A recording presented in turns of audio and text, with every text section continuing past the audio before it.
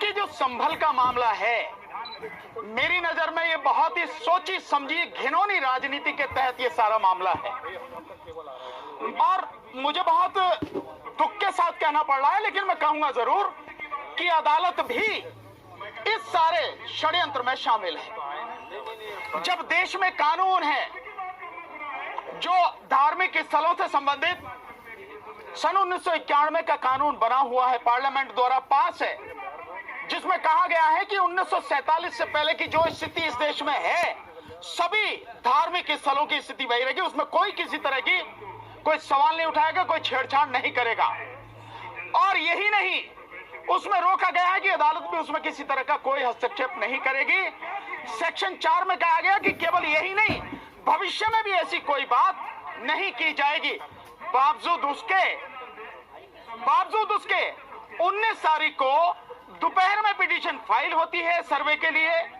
Court उसी समय जो रेस्पोंडेंट हैं उनको सुने बिना, उनको मौका दिए बिना, जो प्राकृतिक न्याय का एक सिद्धांत है उसको लागू किए बिना उसी दिन तत्काल आदेश करती है। और बड़े मजेदार बात देखिए कि इधर आदेश पारित हुआ और शाम तक जो है एएसआई के लोग सर्वे करने पहुंच भी गए। इससे ज्यादा और सुनियोजित षड्यंत्र और क्या होगा, घिनौना षड्यंत्र क्या होगा, क्योंकि उन्हें मालूम है कि अदालत जा रहे हैं, वहां से आदेश मिलेगा और आदेश मिलेगा तुरंत उसे लेकर वहां पहुंच जाएंगे।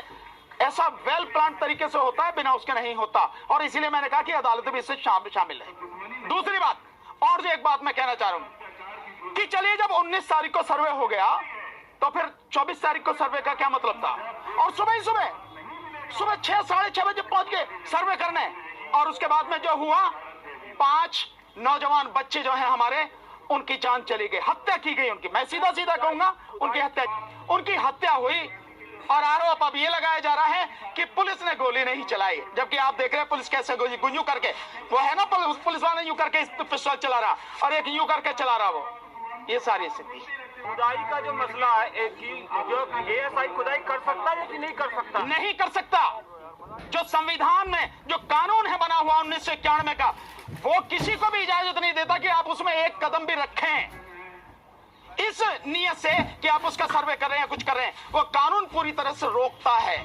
कानून कैसे सर्वे से पता कैसे लगेगा कि क्या पता लगाना है आपको? जब संविधान ने कह दिया, जब इस देश के कानून ने कह दिया कि 1947 से पहले की जो परिस्थिति है वो उसमें कहीं भी कोई भी उस पर कोई सवाल नहीं होगा, कोई छेड़छाड़ नहीं होगी, फिर क्या पता लगाना है आपको? कौन होते हैं आप पता लगाने वाले? एएसआई कौन होता है?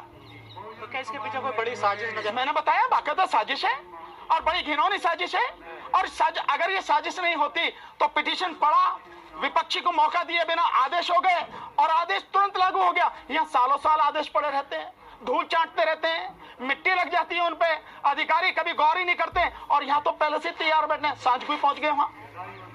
और क्या चाहिए? षड्यंत्र कैसे होता, मिली भगत कैसे होती है, ये सब कुछ सामने है। और 24 तारीख को क्यों किया गया, इसका भी एक कारण है। 24 तारीख को इसलिए किया गया कि 23 तारीख को बेईमानी से जो बीजेपी जीत कर आई है चुनाव में, विशेषकर अगर उत्तर प्रदेश में कहूं तो 9 जो उपचुनाव में सीटें थी, उन पर में 7 सीटों पर जिस तरह से जीत के आई है, ऐसी गुंडागर्दी आपने पहले कभी नहीं देखी होगी। मुस्लिम समाज के लोगों को रिवॉल्वर से डराया गया, रोका गया। कुंदरकी में जाटव समाज के लोगों को, यादव समाज के लोगों को, मुस्लिम समाज के लोगों को वोट डालने से रोका गया। ऐसी गुंडागर्दी आपने देखी कभी? इलेक्शन कमीशन क्या था, कहां था वो? कौन से बिल में घुसा हुआ था? कौन सी रिश्वत लेके चुप बैठा था? कौन सी वफादारी निभा रहा था? जब उसकी जिम्मेदारी है देश के संविधान को बचाने की, जब उसकी जिम्मेदारी है कि निष्पक्ष चुनाव हो, स्वतंत्र और पारदर्शी चुनाव हो, क्या कर रहा था वो? इसलिए ये सब कुछ सोचे समझे साजिश के तहत हो रहा। जरा पुलिस की तरफ से कि पत्थरबाजी की गई थी, उसको कंट्रोल करना। आप बहुत सिंपल सी बात है कि जो पत्थरबाजी का आप आरोप लगा रहे हैं, मैं मानता हूं कि पत्थरबाजी हुई है, और शुरुआत किसने की है? वो क्यों शुरुआत हुई है? पत्थरबाजी की क्यों शुरुआत हुई है? आप जाओगे और एक धार्मिक स्थल में कानून को जो है धता बताते हुए, पैरों तले कुचलते हुए आप बिल्कुल गैर कानूनी, गैर संवैधानिक काम करोगे, और उसके बाद जो आपसे पूछा जा रहा है आप उसका जवाब नहीं दोगे। लोग इकट्ठे हो जा रहे तो उन्हें हटाने के लिए आप गोली चलाने, और लोग पत्थर चला रहे तो आप कह रहे पत्थरबाजी। गोली क्यों चलाई गई भाई? पत्थरबाजी से पहले आप इसका जवाब दो कि गोली क्यों चलाई गई?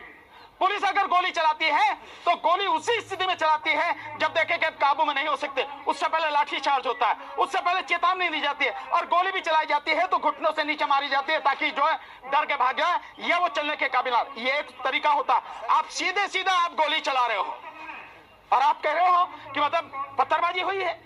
क्या वो जो लोग हैं दिमाग खराब है उनका? उनमें समझ नहीं है कि वो क्या कर रहे हैं क्या नहीं कर रहे हैं।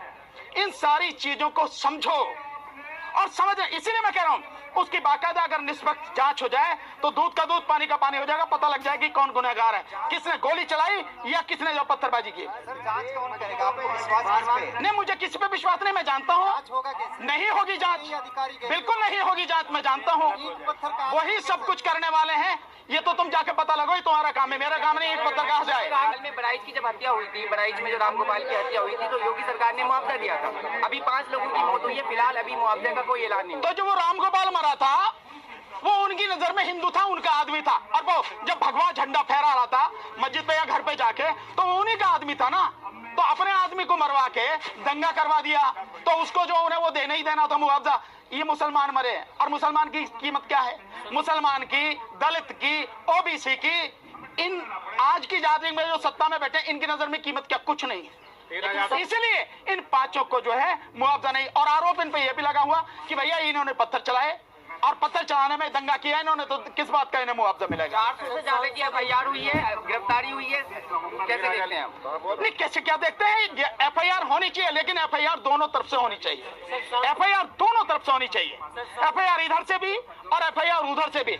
एक तरफा कार्रवाई नहीं होनी चाहिए। इसलिए मैं कह रहा हूं निष्पक्ष जांचों पर। मैं जानता हूं कि निष्पक्ष जांच होगी नहीं, क्योंकि वही अपराध करने वाले हैं, वही FIR करने वाले हैं और वही फैसला करने वाले हैं। तो कहां से होगा? जो सर्वे, यार एक मिनट, जो सर्वे करने देगी टीम, उनके साथ जो लोग थे भड़काऊ नारे लगा रहे थे, वो कौन लोग थे? मुझे क्या पता भाई, मैंने देखे नहीं, आप पता लगाओ, आप पत्रकार लोग हैं। क्यों कौन थे भाई? अगर वो लगा रहे हैं तो स्वाभाविक है, वो टीम का हिस्सा है उनकी, वो उसी टीम का हिस्सा है जिस टीम ने इस सर्वे के लिए एप्लीकेशन लगाई, जिस टीम ने ये आदेश करवाया और जिस टीम ने ये सारी टीम लेके वहां गए।